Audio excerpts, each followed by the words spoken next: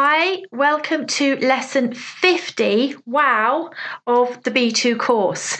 So we have been learning together and studying for 50 lessons now, which is amazing. I hope you have been enjoying learning and following the lessons as much as I enjoy teaching them. So this is a review lesson, review 10.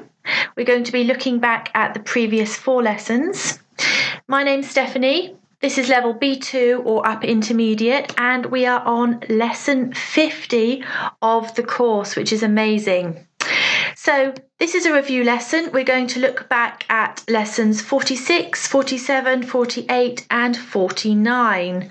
As I always say, review is so important to reinforce new vocabulary and new grammar. So let's have a look at what we're going to cover in this session. In lesson 50, you will review countable and uncountable nouns, revise vocabulary for containers and contents, revise adjectives to describe food, review useful expressions in a restaurant, and review collective nouns. So as I've said, this is a review lesson. We're not learning new things, but we're practicing, revising, reviewing what we've covered before. If you want to see any of these topics in more detail, then you need to go back to the original lesson. Are you ready? Well, we have lots to do, so let's get started with countable and uncountable nouns. So you'll remember that we covered these topics in lesson 46 and lesson 48. So anything you're not clear about, these are the 2 lessons you need to go back and check. Okay, let's begin with a list of nouns and a very simple question. Are these nouns countable or uncountable? Butter, friend, person, information, news, bread, animal, advice, work, suitcase, weather, damage, pen, picture, grapes, and computer. Very simple task. Tell me which of these nouns are countable and which are uncountable. Now, to make things easier, you should have an equal number. So if you've got more in the countable column, then you've made a mistake. There should be an equal number in each. So I suggest you pause the slide and see if you can correctly identify these nouns. How did you do? Well, the only way to find out is to check our answers together. So let's have a look. Okay, in the countable column, you should have computer, friend, person, suitcase, animal, picture, grapes, and pen. In the uncountable, butter, news, information, bread, advice, work, damage, and weather. Really well done if you correctly identified the countable and the uncountable nouns there. Okay, let's move on to another practice activity. This time I have a short text for you to look at, and before each noun you have some options. Basically, you need to decide, is the noun countable or uncountable? Let's have a look at the text together, and then I will ask you to pause the slide and make your choices. Okay, so let's have a look at the first sentence. I need to ask for an advice or just advice. I have to buy a new computer or new computer. For at work or work. But I am confused about which one to buy. So basically, for each noun, you're deciding, is it countable, in which case you need the indefinite article, or is it uncountable, in which case you just need nothing, the noun on its own. Pause the slide and see if you can correctly choose the option. And it's time to check our answers. Okay, I will read the text for you. I need to ask for advice. I have to buy a new computer for work, but I am confused about which one to buy. I asked the IT department for information, but they weren't very helpful. It has to be fast, small and light, so it can fit into a suitcase when I'm travelling. I have already asked a friend I used to work with, but their recommendation was very expensive. I think you are a better person to advise me. Okay, hopefully this is the same as your answers. Well done if it is. If it isn't, remember, perhaps go back and review those lessons. Okay, moving on. Let's have a look at some containers. Okay, so I'm asking you to complete the gaps with an appropriate container. I went to the supermarket and bought of strawberry jam, 2 of milk and of sugar. I wanted to buy of butter, but the shop had sold out. They also only had of tuna in packs of 5, not individually. Next, I went to the chemist and bought of toothpaste and of shampoo. Now, if you remember, the reason we talked about containers was because it's a very interesting concept that an uncountable noun becomes countable when you put it in a container. Think about wine. Wine is uncountable, but put it into a bottle and it becomes countable. 1 bottle of wine, 2 bottles of wine. So that's why we were talking about containers. Anyway, back to the slide. What I'd like you to do is to pause this slide and see if you can choose a suitable, there might be more than one option, a suitable container for each gap. Okay, how did you get on? Well, like I said, there might be more than one option. And I do know that sometimes in different countries, different cultures, they might sell things in different containers. But in any case, I'm going to tell you a logical option that you would find in supermarkets or chemists here in the UK. Okay, I went to the supermarket and I bought a jar of strawberry jam, 2 cartons of milk and a packet of sugar. I wanted to buy a tub of butter, but the shop had sold out. They also only had cans of tuna in packs of 5, not individually. Next, I went to the chemist and bought a tube of toothpaste and a bottle of shampoo. You might have some different answers for some of these, but some of them, for example, toothpaste, really, it only comes in a tube. So there really is only one logical answer there. Again, if you'd like to review containers, then please go back and have a look at lessons 46 and 48. Okay, ready for another practice activity? With the review lessons, there's lots and lots of practice. This time I'm going to show you a group of words and I'm asking you to put these words, to split them up into mini groups, 6 mini groups to be specific. So let's have a look at the words together. Okay, so I'm going to read these words for you. We've got furniture, suggestion, hold all, traffic, room, advice, bike, dollar, idea, luggage, hotel, suitcase, chair, flat, money, van, bag, pound, notion, sofa, table, accommodation, car, and euro. So what you need to do here is to try to group the words together into mini groups with the same kind of idea. Now, I'll give you a very easy clue to start you off. Bike can be grouped with car, and maybe you can find something else that goes with that. Pause the slide and have a go at this activity.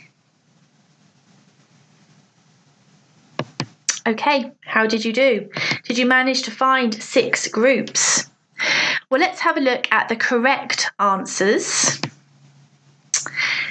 Okay, so our first group, chair, table, sofa, furniture, car, bike, van, traffic, bag, suitcase, hold all, luggage, pound, euro, dollar, money, idea, suggestion, notion, advice, room, hotel, flat, and accommodation.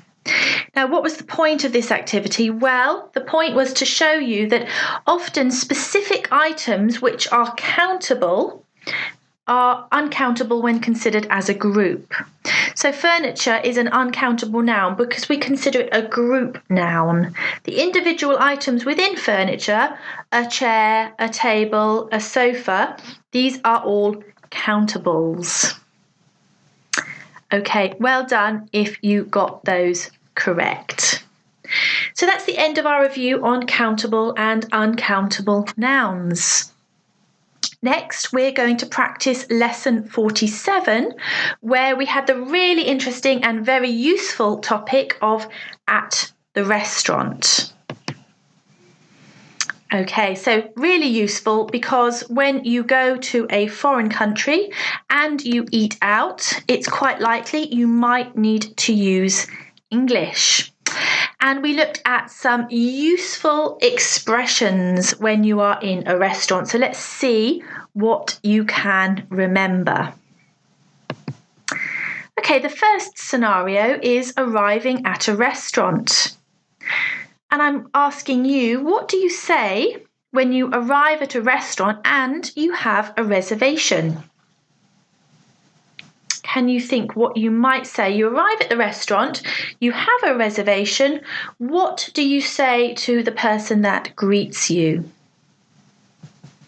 Again, you might wish to pause the slide and have a think. If you have an idea, great. Here's my suggestion. Hello, I have a reservation in the name of, and then your name. I've given the example of Green here. Okay, what about the next scenario? What can you say if you don't have a reservation? So maybe you're walking past a restaurant, it looks nice, you want to go in and eat, but you don't have a reservation. What can you say? Hello, do you have a table available for 4 people, please? This is one possibility. Or, hello, we haven't booked. Is there any chance you can fit us in? Again, different options available here, but these are some really natural ideas from me. These are very normal things that a British person would say when arriving at a restaurant. Okay. Another situation we looked at is something a bit trickier. We looked at dealing with problems. Now, this can be challenging because you don't want to create an uncomfortable environment and you're trying to do this in a language that's not your own. Let's have a look at some situations and some solutions. So, what can you say if the wrong food comes? You've ordered something, the waiter or waitress brings something over to you, but it's not what you've ordered. What can you say?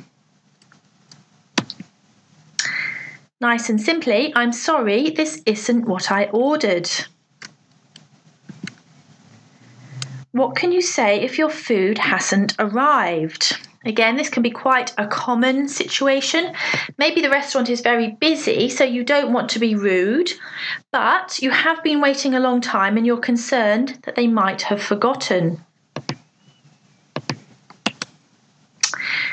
We ordered over 30 minutes ago, but we are still waiting for our food. Again, these are just suggestions. What can you say if the food is cold? I'm afraid this isn't hot enough. And again, using expressions such as I'm afraid, I'm sorry. These are very normal things to do in English. It's very normal to apologise even if it isn't your fault. It makes it very polite. So, of course, it's not your fault that the food is cold, but it's a very normal and very natural thing in English to apologise. I'm sorry, but this food is cold. I'm afraid this food isn't hot enough. Okay, let's move on to another area, still thinking about in a restaurant. And we looked in lesson 47 at different adjectives to describe food. Okay, practice time. 8 sentences, different types of food, and I want you to think of an adjective.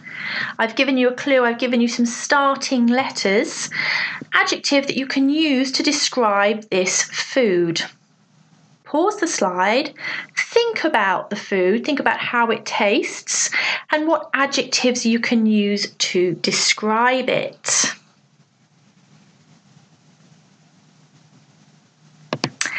Did you manage to think of lots of adjectives there? Well, hopefully you've got the ones that I'm thinking of. Let's check together. Nuts are crunchy. Fresh oranges are juicy. Anchovies are salty. This soup has no taste. It's really bland. Curries can be hot and spicy. This yogurt is so smooth and creamy. Fudge can be heavy and rich.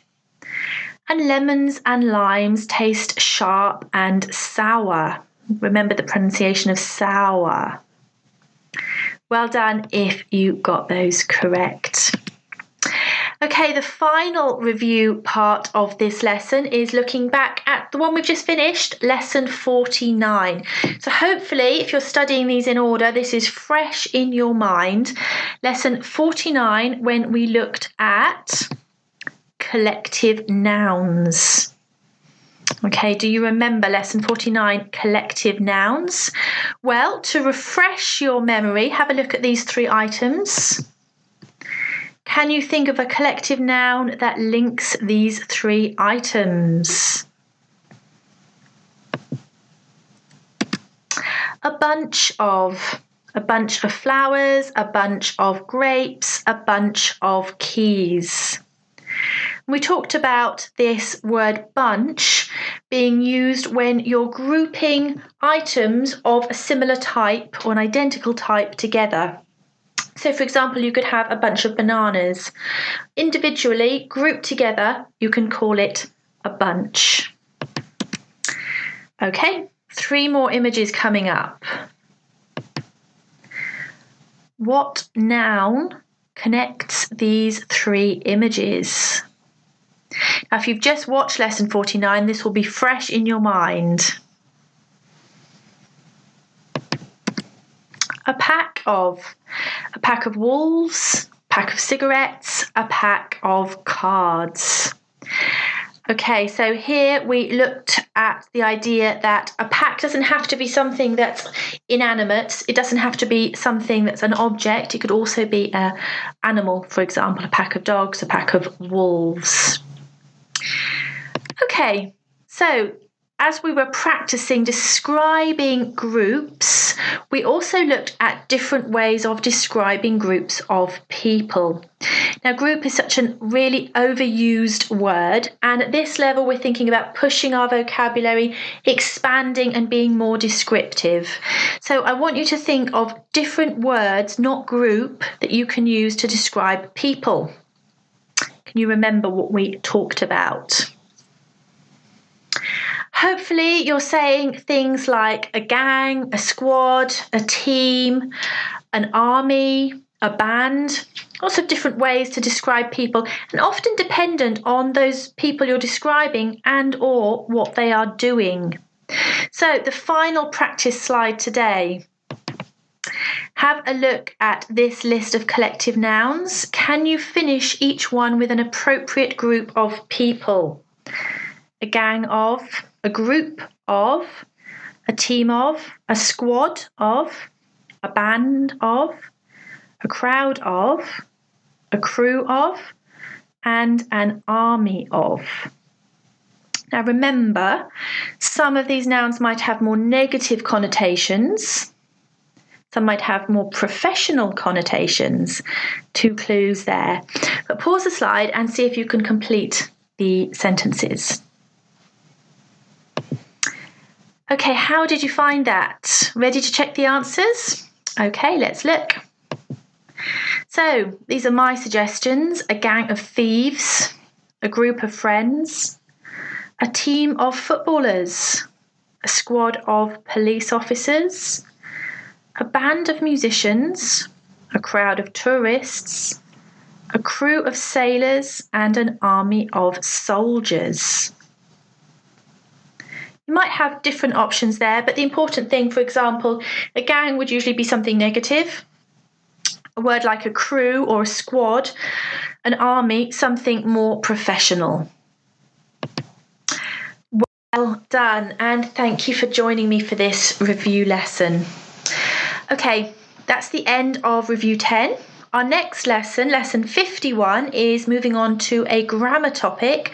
We're going to be practicing I wish. So we're thinking about regrets, plans, hopes, and dreams. So a really nice lesson, Lesson 51, and I really hope you will join me. Okay, thank you very much for watching. See you next time.